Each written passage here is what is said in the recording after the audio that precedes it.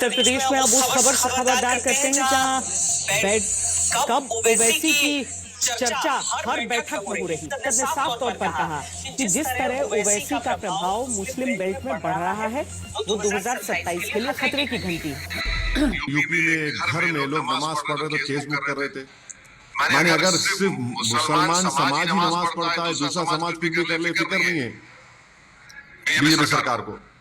ये मुद्दा होना चाहिए। तो साफ हो जाता है कि बिहार में विधानसभा चुनाव और महाराष्ट्र में नगरपालिका चुनाव में उम्मीद से ज्यादा सीटें जीतने वाले ओवैसी के दल को लेकर चिंता उत्तर प्रदेश में अखिलेश यादव के खेल में शुरू हो चुकी है। इस खबर को और विस्तार से समझने के लिए आप इस वीडियो को पहले देखें। 4 दिन पहले की बात है, बरेली के घर में 12 लोग नमाज पढ़ रहे थे। पुलिस ने शांति भंग का चालान कर दिया, 12 लोग पकड़े गए, बाद में जमानत मिली। अब इस मुद्दे को ओवैसी लगातार उठाने लगे हैं। पिछले 2 साल से कह रहा हूँ कि मेरी ख्वाहिश है, मेरी कोशिश है, मेरा ख्वाब है कि एक दिन इस देश की प्रधानमंत्री हिजाब पहनने वाली लड़की होनी चाहिए। अगर ये मैं बोल रहा हूँ तो इसमें कौन सा गुनाह है?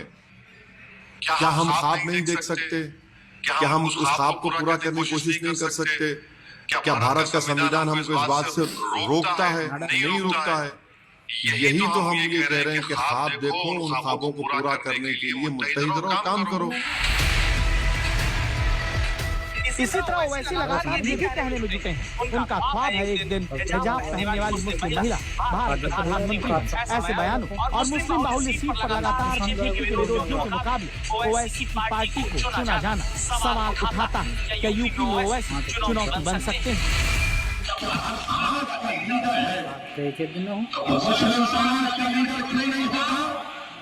अगर तुमको सत्ता मिलती है तो क्या तुम डिप्टी सीएम बनाओगे, नहीं बनाओगे? किसको बनाएंगे? साथ को बनाएंगे। की फैक्ट्री है, किसको बनाएंगे? साथ को बनाएंगे। वो दोस्त अगर मुसलमान 19% में उससे कहेंगे कि तुम अभी रुक जाओ, रुक जाओ। बीजेपी को हराना है, बीजेपी को हम नहीं हरा सकते। तेजस्वी ने मुकेश सहनी को डिप्टी सीएम बनाया तो ओवैसी ने इसी तरह का सवाल किया। पूछा था कि अगर मल्लाह का बेटा डिप्टी सीएम हो सकता है तो एक मुस्लिम क्यों नहीं? और लोग तेजस्वी के बाजू बैठकर कहते हैं कि हम मुख्यमंत्री होंगे। आप आ जाइए। भाजपा की आवाम को और बिहार की जनता को खास तौर से 17% अल्पसंख्यक समाज को पैगाम दे रहा हूं। 3% है और उनकी ताकत को देखो आप। बिहार के नतीजों से साफ है कि जो मुस्लिम वोट बैंक का बड़ा हिस्सा तेजस्वी ने लंबे वक्त से हासिल किया उसमें अब कमी आई। इसीलिए बिहार के नतीजे उत्तर प्रदेश में विपक्ष की सियासत को खबरदार करने के लिए काफी है।